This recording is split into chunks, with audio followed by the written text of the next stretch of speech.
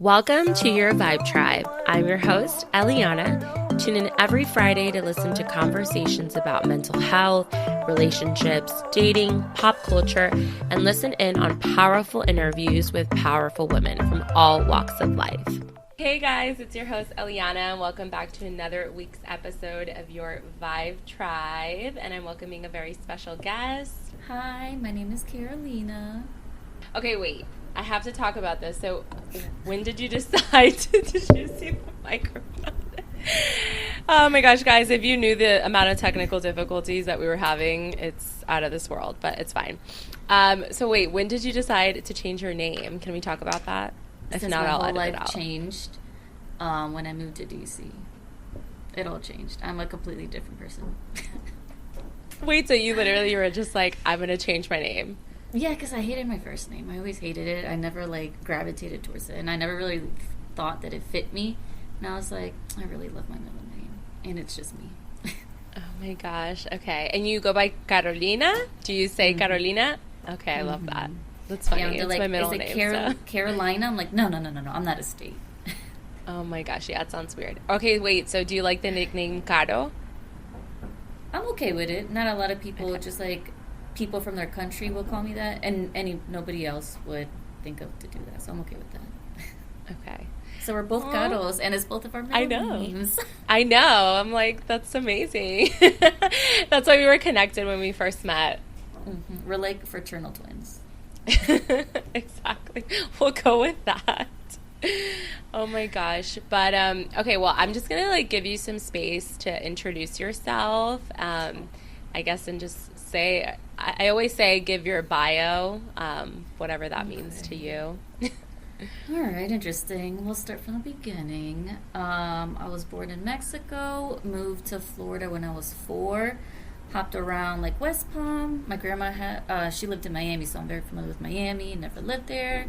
It's like I'll go through and then go back home to the suburbs. So it was like a good combination. And then I spent most of my life in Orlando. And then in 2020, in the middle of COVID, I moved to DC. Damn, bitch.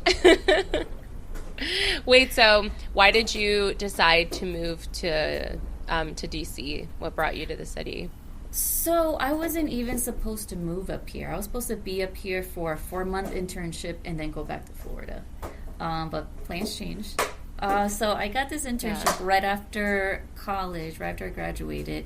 And I was dying to leave Florida. I didn't want to go to a different city in Florida because I've already lived in so many. And I go to Tampa all the time. So it's like I go to all these different cities in Florida. I'm very familiar. And it's still that beachy, just chill vibe, you know. Nobody has fire in their gut or anything. And so I thought I wanted to do macro social work. So that's essentially I wouldn't be doing any client interaction. My clients would be the big agency. So it's like where all the money would be. And they get funded to these small community little agencies. And I would just oversee the agencies essentially. I was there for a week. And then I knew that I could be there for 4 months, but I wasn't going to like it because then I was like, I missed client interaction. As crazy as the stories are and, you know, the people can be, I think I missed it. And it was just a little too dry for me. So in my internship, I lasted for like a week and then I stopped working there. And then so you just resigned. You're just gonna skip over that. So you relocated to DC for this internship, and then after a week, you're like, I don't want to do this anymore. Not exactly. So it's kind of funny where a little over a year later I can talk about it because before I couldn't even really tell talk to people or people call me and I'm like, they're like, hey, what are you doing? I was like, honestly, I wouldn't even pick up the phone because I wouldn't even get that far. But so I came to DC and my brother and his now fiance came and no, so cute, adorable. It's so weird to say, but I'm like, yeah. I mean, I felt like they were married the whole time, but okay, go. Honestly, I was like, it's about time, guys. So anyway, they came up, to move me in to see where I'm gonna stay. So the day that I get here. So I was going to be in Airbnbs. My idea was I was really interested in leaving Florida. I wanted a city life and I wanted to get away from like suburbia, and I really did not want to drive. That was my whole point to move into a city. Okay. I want to walk to work. So Mental health. thank you, right? Like I was like, and then Yeah. like just like in Florida, it takes you an hour just to get anywhere, really now. So everything's just so far. You already know what all that stuff. It's probably worse in Yeah. San Diego. How's traffic there? Well, I don't drive. I work from home, so it's Oh, irrelevant that's for me. But I love that. honestly, there's not that much traffic. In San Diego, it's like pretty chill unless you're coming back from work, and then there's like 5 o'clock traffic where it'll probably give you like an extra 20 minutes to your commute, but it's not as bad as other parts of Cali, yeah. Okay. That's good for you. I'm glad you don't have, because you're probably here in the back. I'm on a really busy road, so between 4 to 7, it's not happy in here sometimes. Anyway, I'll get into that. It's just the traffic is bad, yeah. So, the day that I get here, my idea was I was gonna be up here for 4 months and move in different neighborhoods to see if I would like DC, where I want to stay. So the day of that I get here, my Airbnb. The DC noise, I can't. It's just funny because like it sounds like you live in a city by like your background noise, so it's funny. Okay. That's probably a helicopter out there. Yeah. So my Airbnb wasn't ready. So, I already paid for it, and they didn't even know I was coming. And I was like, what? How did you not know? God. So essentially, I didn't have anywhere to go. So I was staying in a hotel for a week, and I was like, I can't stay here for a week because DC is so hard to get housing. So anybody who's going to DC, it's so hard because it's very transient. There's a lot of people here on internships, here for 4 months, 6 months, a year, Right. 2 years. They're coming in and out. So like, and I learned like on Airbnb, before I was just like, oh, where do I want to go? Vegas? All right, whatever. Where am I going to? Siesta Keys? Okay, it's going to be ready when I get there. Right. I never had to check in with anybody. So I guess that's what they said. You have to check in because people out here, what they do is they're renting through Airbnb, they're renting through leasing people, they're renting through other avenues. So you're really competing with so many people. Yeah. And then, just different neighborhoods. Me being, a single young lady, I wanted to live somewhere safe. And DC gets a little rough, so I just wanted to make sure I was in the right area. So then I ended up staying with Eddie's friend, Juan, which you know very well, too. Oh, I'm dead. Really? Yeah, for real. I called him up, and I was like, oh, my God. And so before I came up, I was like, who can I really depend on? Not depend, but at least call on if something happens. Yeah. Juan was my closest person in New York. And I was like, okay, just in case, at least I have Juan somewhere. So, when I found that, I was like, I was here for a week, and then I was like, I gotta do something. So I text Juan, I was like, hey, I need a place to stay. So he's like, oh, come up. Just kind of looked so casual. What's up, man? What's up, Fresh? I need a crash for a little bit. So he picked me up from the train station, and then I stayed with him for 2 weeks. And it's kind of cool because I got to see Juan in his different houses. So I got to see his second house there. And then I was like, also my job required me to be, so they call this area, the DC, Maryland, and Virginia area, the DMV area. At first when I moved up here, I was like, where are you coming from? Anyway. The DMV area. The I'm DMV? dead. So I had to be within the DMV area. I knew this. They said like X amount of miles within. I still went to New York. So something happened and some other intern. Oh, so this whole week I'm working normal and I really didn't have much to do. And then there were so many, I really didn't understand like my role or like the company because also, so the internship that I applied for, it's like Hispanic Caucus Institute, something, and they coordinated the interviews with other people. So it's also kind of confusing where I'm getting paid through the Hispanic Caucus of and I was working for this other mental health agency. So I would report to them, the mental health agency, but these people pay me, but I still had to let them know. It was so confusing where it just sounded like all I really had to do was check in with the mental health people because they're the ones, or agency, because they're the ones that see me. So confusing. So that Friday, they actually let me know who my supervisor was. I let her know my situation. I'm like, I'm in New York. They require me, She didn't care. She's like, oh, that's so cool. nothing. Cool.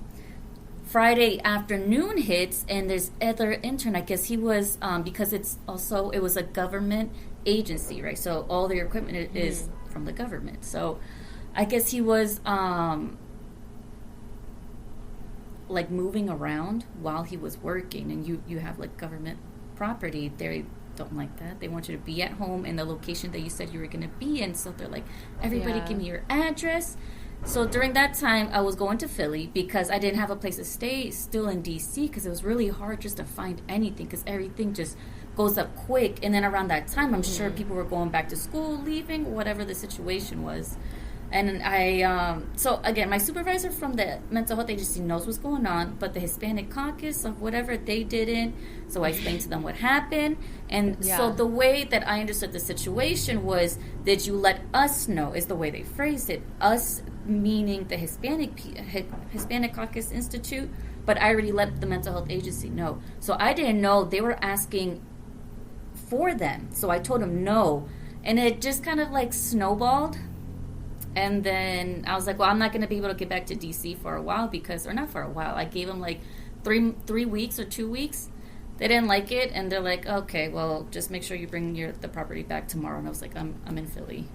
I can't get there tomorrow. Do you understand what you're saying right now? So that was 1 week. So they had an issue with, and you had to work. I mean, you were still attending the class, or like you were still showing up when you needed to, but they didn't like that you were living, like your residence was in New York and not in the Philly area. So I went to New York for 2 weeks, and then I went to Philly to check out Philly because I really wanted to see Philly, but the job itself was in Maryland. Okay. So I had to be like in Maryland or DC area, and I wasn't. But so then also the people who they were speaking to were not anybody that I was working with.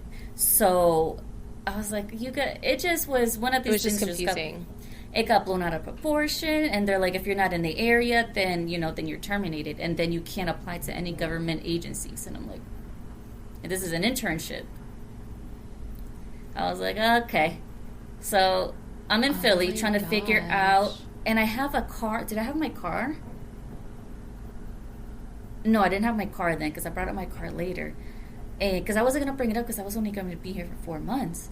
Yeah. And so I'm in Philly with like my 2 maletas, and I'm like, I'm going to get back to D.C. Girl, I had so many mental health breakdowns. I had so many crises like in a short amount of time. But I made it to D.C. And you're how old at this time? This was 32? No, 33. 33, yeah, because this was about 1.5 years ago.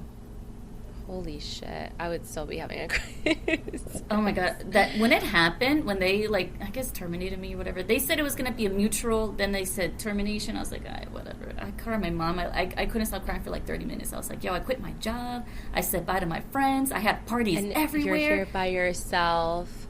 On top of that. So I actually had a friend that lived in Jersey that went up to Philly to help me move. Well, because I was going to stay in D.C. because they told us it was in D.C. So I'm like, I'll stay in D.C. If they would have said it was in Rockville, Maryland, I would have went to go and look for something in Rockville, Maryland. That was probably easier to find. They didn't. So not only do I have to get back to D.C., I have to go and make sure the property is dropped off in Rockville, Maryland. So he drove me all the way there and then got me to my apartment in D.C. It was a lot. And then between D.C., so I was in this one neighborhood. It was cool. It was just the room was just... So also a lot of people, what they do up here is... It's about to get stressful for me right now during this moment.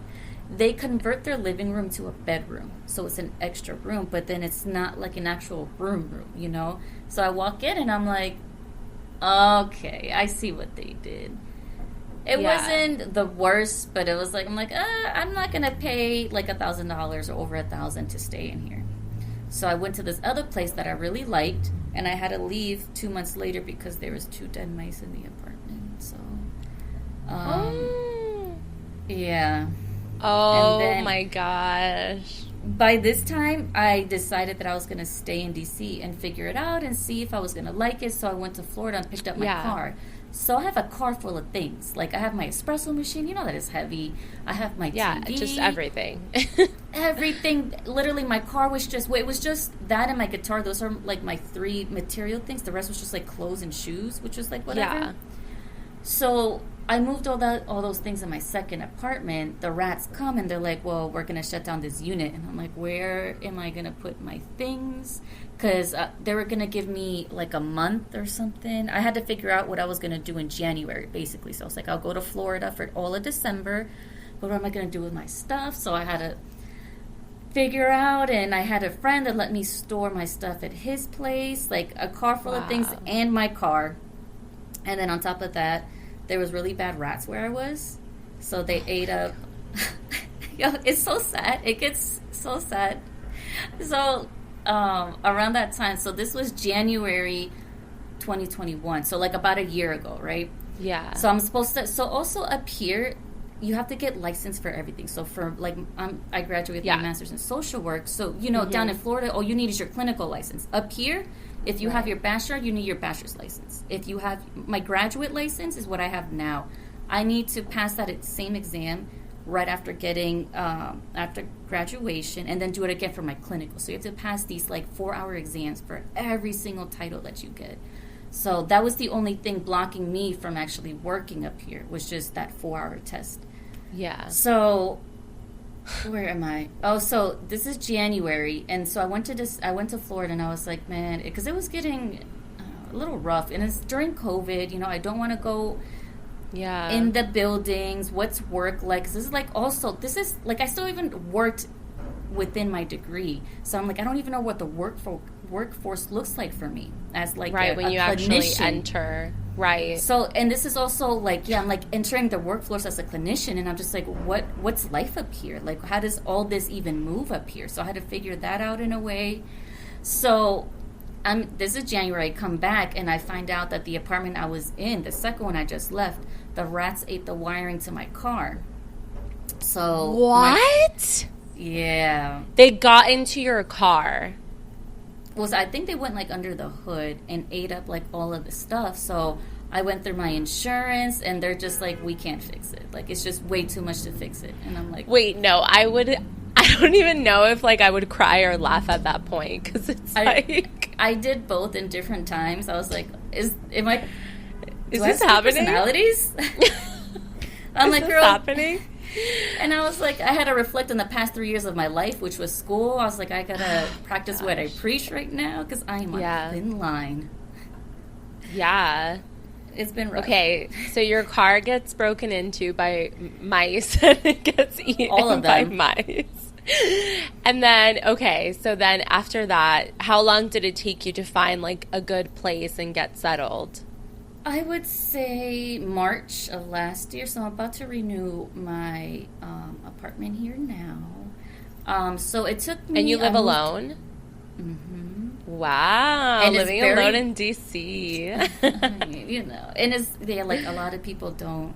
And whenever people ask me, they're like, oh, do you live alone? I'm like, yes. Like, you're so lucky. I'm like, oh, I know. I didn't want to deal with roommates, honestly, like at all. You're like, I'll do what I need to. But I'll do whatever the rent is, because also your peace of mind is pricey. I'd rather pay for my peace of mind. 100%. Dude, I've had some like horror stories with roommates. I guess I've only had like outside of college, I've only had 2. Mm-hmm. But dude, living with a roommate, it's just tough. It's just dealing with people from different background or like religion, just everything. It's hard. It's hard to coexist. So, dang. Yeah. So, who were you living with when you were living at? Which apartment were you at? It was like a really nice apartment. I didn't even get to enjoy it. That just goes to show you. I paid for like this super luxurious apartment in downtown Orlando. Oh my God, if she ever watches this, whatever, I blocked her on all social media, that roommate. That's how bad it was.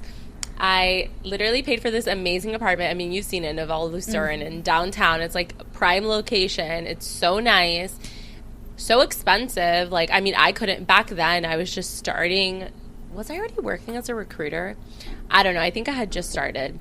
I think you just maybe did too. I had actually. I don't know if I was like looking for jobs or if I was in my other job that was like so bad. Anyways, I couldn't afford to live there alone by myself. And so I had a roommate, so nice. I like still was like, for me, like paying even half of the rent was like a lot. Like I just didn't have a lot of money back then. And it was just rough. Like she was from Sri Lanka, I think. Oh, I mean, it wasn't even that. It was just like certain things. She was just super inconsiderate. Like she was just super loud. She would have sex with her boyfriend just like obnoxiously loud, and like she would grab my candles. Like I would have candles in my room, and then I think I had a candle, like I left it in the living room because I like would turn it on if the trash, or she would make a lot of food that smelled really strong, and like I'm big on smells, so I would always turn on a candle. And one day I literally like I heard her having sex, and then whatever, with me and Manny in the other room, and then I go outside in the living room, and her door's open, right? And she's like, oh, hi. And then I see the fucking candle, my candle, in her nightstand, and I literally lost it. Like, I was like, that is my fucking candle that you're using to have sex with your boyfriend. Like, how is that okay? Violation. So many things. Her mom came to visit us, stayed in the living room for, like, probably 4 months.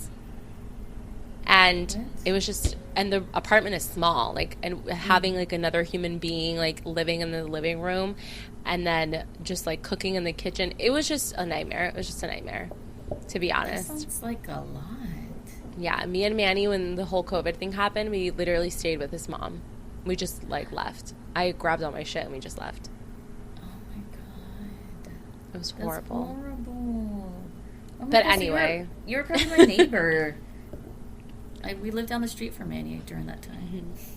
Yeah, so I was there in his mom's house.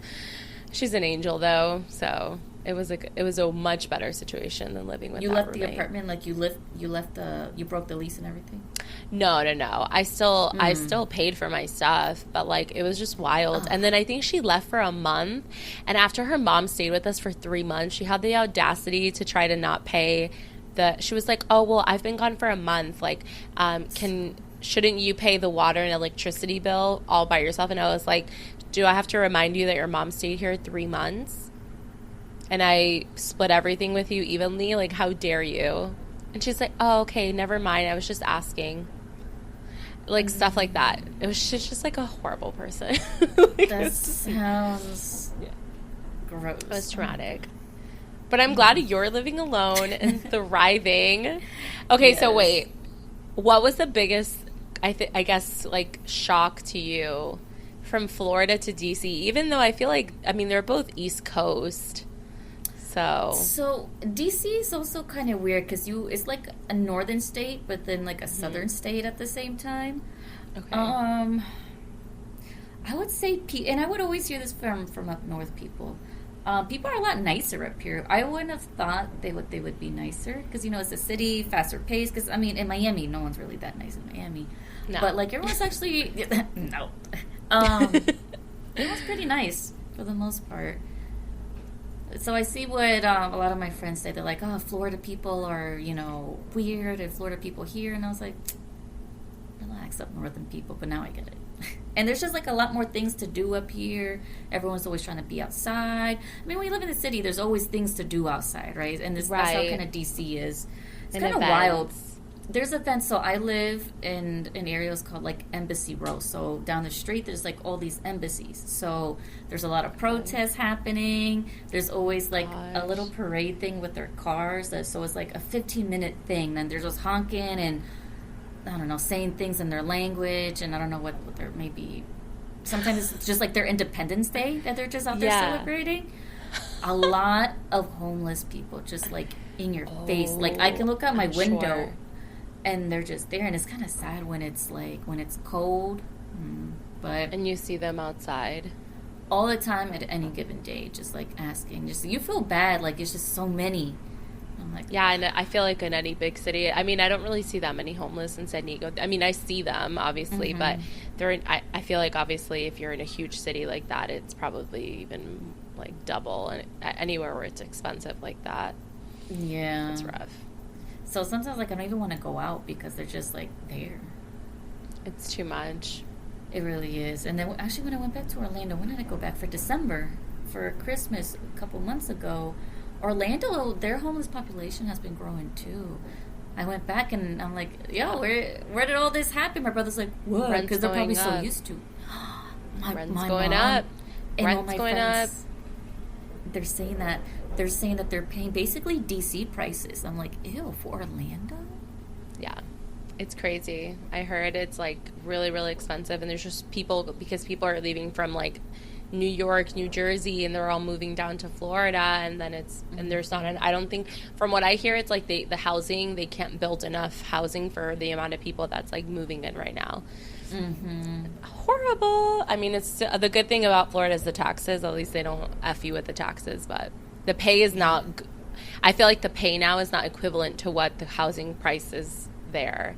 So it's like, it wasn't even equivalent before. I can't even imagine now. Exactly. Yeah. Wait, so you moved to a new city by yourself. How did you make friends? Can you teach me? Because I still haven't made one friend here. Well, a lie. I've made one friend, but she's my photographer and I pay her. So she's my friend now, but it wasn't like organic. Uh-huh. If that makes sense. That. You know what I mean? It wasn't like an organic friendship. No, I totally get that. But there's mutual interest there, so that's like, yeah. You know. No, I love her. It's just, I feel like a friend, like you're just like, hey, I just met this girl. So I don't know. It's been hard for me. So how have you made friends? So when I first moved up here, I didn't make friends because I didn't work for like a couple months trying to figure my life out. So then I tried. So then I started, so during this whole time when I was up here, I was working like at Whole Foods doing Amazon deliveries. So Amazon deliveries, it's just me. Whole Foods, everyone was just like really young. And I was like, nah. And then I downloaded Bumble Friends. And it was really weird because then, like if you're on a dating app, you're there for a specific reason. But like, right. What do I tell another chick? Like, hey, I'm super cool and laid back. I feel the same way. What do you what do you go in with? So like, I just keep it super chill. Like, I mean, I'm just like, yo, just somebody hang out with me, basically. Just somebody hang out with me. Like, we don't even need to do fun things. Just like, tell me what Can you come over? Can you tell me what your world is like? So I'm on this app, right? And it's like, I'm on it for 2 weeks. And I'm just like, yo, let's go hang out. Let's go meet up for a drink. So the people and it'll say, I do not drink. Okay, I'm not even going to go with you. Yeah, we're not going to relate. It's not like I'm getting like white girl wasted, but like I'm in a drink, so, You need to have the option. Thank you. Like, don't speak for me. So then for 2 weeks, nobody wants to hang out. And I was like, this is worse than dating. And I was just like, yo, this is like dating, but like with no purpose in a way, like it's, so I deleted it and I was like, oh, this sucks. And I was like, there's so many people, and I would just like look out and I'm just like, oh, look at all these people. How did they meet each other? I saw a couple of hot girls and I was like, wait, I'm hot too. Can back. I be part of your group? Just let me throw out an outfit real quick. Wait. Oh my gosh, no. So honestly, my brother helped me out a lot. So he had a friend that moved up here for contract nursing. And we exchanged information. We hung out. Was it the first time? The first time we hung out, right? Okay. Actually, I only hung out with her and made friends with all her friends. So then we're hanging out and we're hopping around. That's what I do, and I just need to meet that one person that will let me in their friend group.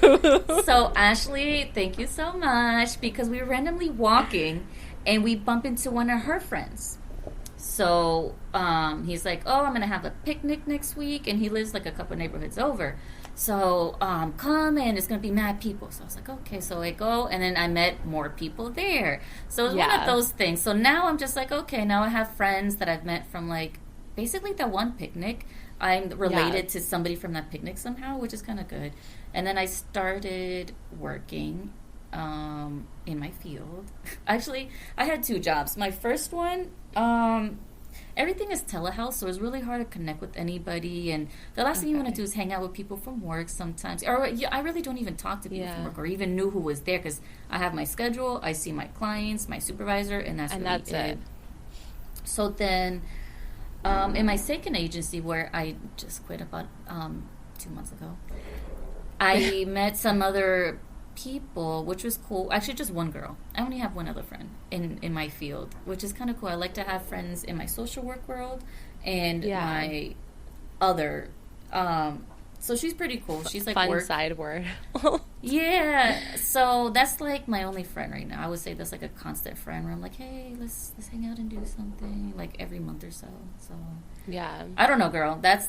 I stole friends. So I'm just the worst. Like, I got on Bumble, and I'm like, all right, let's do this. And then I send messages. I'm like, hey, like, I'll try to, like, look on their bio and see, like, what little thing I can pick up.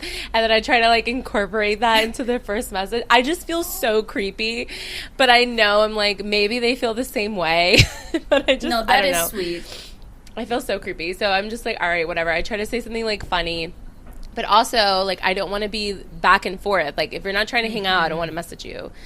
But then I never respond. And then I like, it's like I'll dedicate one day, and then shit in life happens, and then I just never get on. I haven't been on in 2 weeks, and I'm sure I have messages in there from girls that are like, do you want to do something? Maybe I don't. I don't know. It's so complicated. I know, like, same thing. And it is. And actually, there's this one girl who hit me up, and she was like, oh my God, you love comedy clubs too? And I had that in my bio, and she's like, I've been dying to meet with somebody else. And I was like, oh, hell yeah. And then around that time, it was the summertime, and that's when I was like, when I made friends, and not just like dude friends. And I was like, I don't have time for Bumble. You're like, bye, bitch. And now you're lonely. You're like, oh, hey, sorry I went ghost. I regret not hitting that girl up. I was like, man, because she was probably one of the other girls that I regret not hitting up, because everybody else didn't seem anything. But I was like, comedy club, you sound funny. I know, it's just so hard. Wait, but the craziest thing actually happened to me. And I don't know if I'm gonna do this yet, but some girl on TikTok saw I made a TikTok about living in San Diego, and this girl was like, wait, I'm in San Diego too, and I have the best group of friends or something, and I have cool girlfriends, we should hang out or something like that. And so she did message me, and she's like, wait, here's my number. So I sent her a voice because I need to hear her voice to see. I'm trying to vet her and see if she's a real person. So we'll see what she responds. But I'm nervous. I'm I hope she's actually a pretty cool girl, and she does have cool friends. Hopefully she's real. I told Manny, I'd meet them in a public place, broad daylight, first meetup. Yeah. So. Let's meet up at the McDonald's where there's a lot of cameras. Yeah. Oh my God! I hope she's real. How did you? Wait, so you work from home? So you're not meeting anybody from work? No, I'm home all day, dude.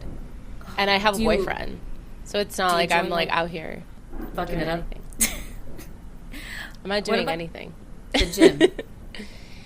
I work out all the time, but I work out at my home gym, and usually I never see any girls. I sometimes do, but people at the gym. I'm also in when I work out, I'm in my headspace, and I'm just getting what I need done. This one girl did approach me, and she's like, oh my God, where did you, or she's like, oh, what are you using to work out?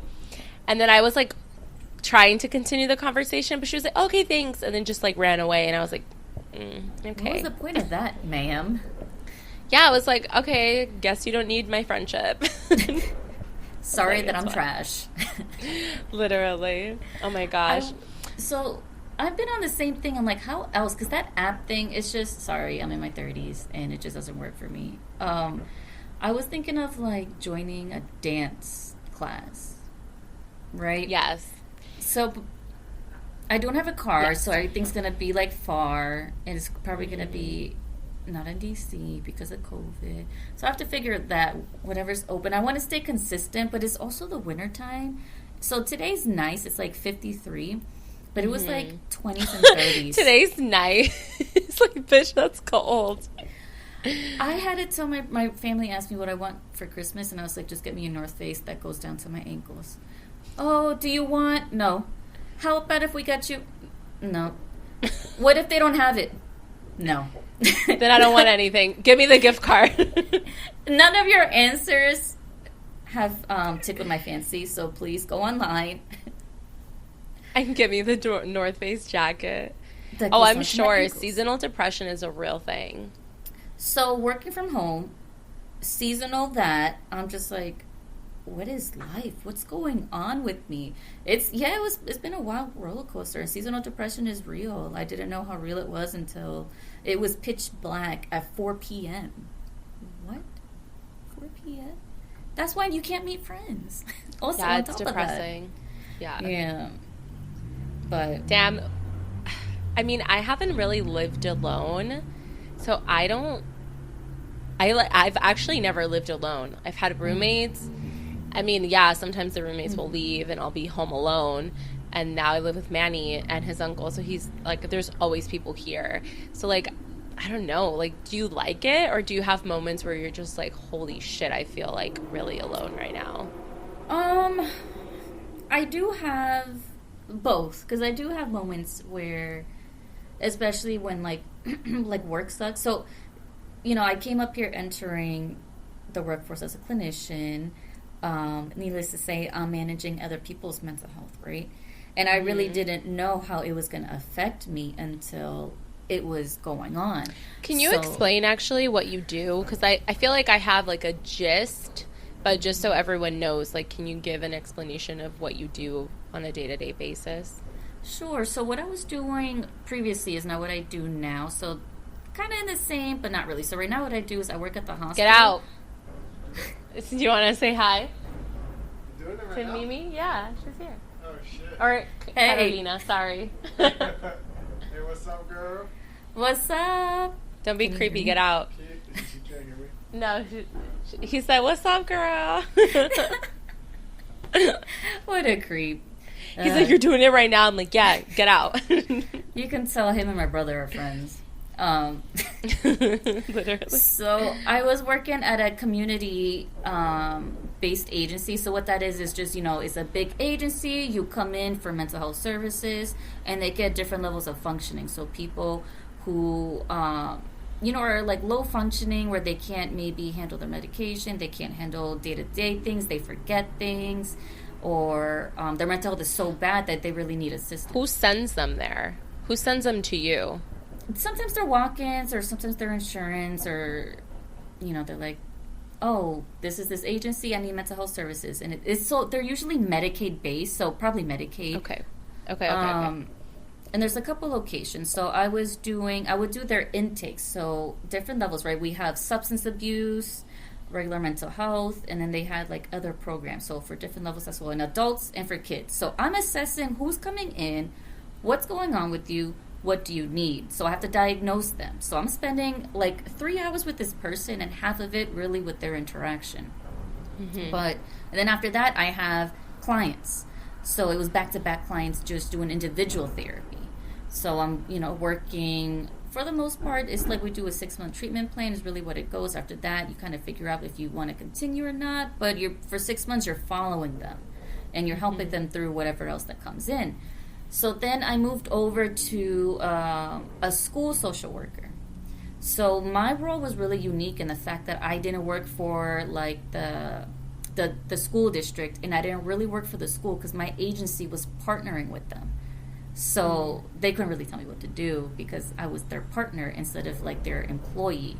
Yeah. So that was interesting because I worked for like a very privileged population where it was like the #1 high school in DC. So, and also in DC, you know, you have very affluential people. So there is a lot of people with affluential, just like families. So you had to deal with those type of, I guess, like families and interactions and mindsets, you know, and that's compared to like if you're working in like an impoverished area, right? Those are like two different populations, two different like parenting styles. And like even the parent interaction within the school, like within us, is different. So just, you know, depending on the area, it goes with the conduct in a way. That interaction was just wild because that's the first year that school was coming back, you know, from quarantine. So also we're coming back. So this is also my first time. This whole time I was working from home, and now I'm coming back too. And to in person, full time. And so because of my other agency, I would go like once a month or once a week. and half the people wouldn't even show, so I'll just go home. But this one, I'm like engraved in the school. I'm going into classrooms, meeting people one-on-one, talking to teachers. And about like a month and a half later, I started to get, I guess, a little paranoid, because on Wednesdays they would test for everybody for COVID. So everyone gets, tested on Wednesday. But if you're positive on Wednesday, Monday and Tuesday, you're walking around positive, touching door handles, interacting with people, mask or not. And so a lot of positive cases started going higher and higher in the school. And I was like, oh my God, like holidays are coming. I want to go back to Florida and spend it with my family. And even if I stay up here, I want to hang out with my friends or just other people. And I won't be able to. So I started getting a little paranoid. I was like, man, this is why there's so many social workers and therapists needed, because everybody's doing telehealth. Nobody's coming face to face. Right. So, like, dealing with people. And so I will go to school, and then I would come home, and I would have to do more therapy. So it's really... Because you were still with your contract agency? No, so school is only 6 hours, so I have to work my 8 hours. So I have to come back and finish those hours. So if I leave early, I still have to make that up with therapy, and I have to bill a certain number of therapies. So, like, let's say I don't have enough clients, and the clinic says, because I work for the clinic, but they'll send me to the school. So the clinic's like, you have 10 you have to see, so I have to go to the school, and so it's a big ordeal. So then also I'm like back here in this corner. So that's my little corner where I would do my therapy, and I'm right next to the window, and between 4 to 6 is when I would do therapy, and that's super where the traffic is. Girl, let me tell you, my mental health was not good around that time, because it was one, I couldn't disconnect from the school, jump into therapy. There's so much noise in the background that I really couldn't hear, or like, it was funny. I had one kid that would always laugh whenever they start like honking, when this, because I also live right next to a fire department, so the cops are always here. So whenever he hears one of them, he'll just start cracking up, and I'm just, if I'm speaking, because that's really loud, you'll be able to hear it. I have to, sorry guys, there's an ambulance, and they just pause in. Everyone's kind of used to it. They're just like, oh, it's DC. They're so like used to it. But my first apartment that I had, whenever the cops would pass by, my whole room would light up. And my first night, because Florida, we're in the suburbs. You're not really going to see unless it's coming like straight in front of your house. Right by your window. But I know I don't live in that type of like dwelling. And my whole room is lit up, and I was like, oh my God, what's happening? And I was like, oh, girl, that's just the window. Oh my gosh, that's traumatic. I was like, I'm over here, like, acting like I live in the country. I've never seen civilization, but... Yeah. Oh my God. Yeah, just, that's also something else to get used to. Yeah. All of the trauma. Okay, so... Now you're not in the schools anymore. So what kind of role are you in now? You're in a hospital setting. Yeah, so I do, I follow the patients that get their kidney transplant. So I'm post-clinic. So after they get their transplant and they're being seen in the clinic is when I step in. So if they just get a transplant, I introduce myself when they're in the hospital. And then after that, they'll be doing like weekly visits.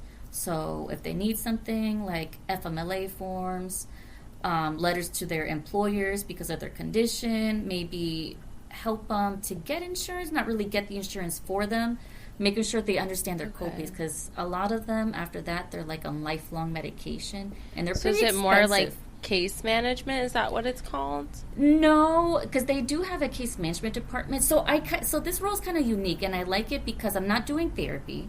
I won't be diagnosing. So it's, I guess, outsourcing whatever it is that they need. Like, let's say some of these patients, they have a kidney transplant, and their defenses are still weak. Let's say they're about to lose their housing for whatever reason. I'll get community resources and kind of guide them.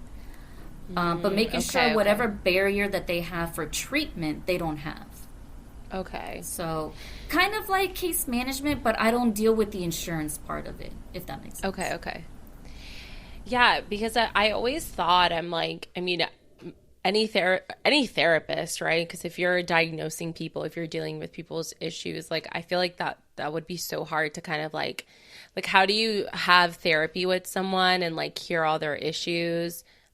Like, how do you do that therapy, and I'm sure sometimes it can be really intense, or like if patients get abusive. When I was working from home is when it came to, like, let's say 6 p.m. is when I clock out, I close my computer and I close everything down, because you know sometimes when you leave it up you're like, oh, I just got to do a couple things, a couple notes, I'll do it. No, I'm just like, that's not even realistic, because I'm not even that type of person that would do those things. Like, out of sight, out of mind. And on the weekends I would hide my laptop. I'll hide it like somewhere where I can't even see it, because if I see it I'm like triggered. Like, it was so bad. Beautiful.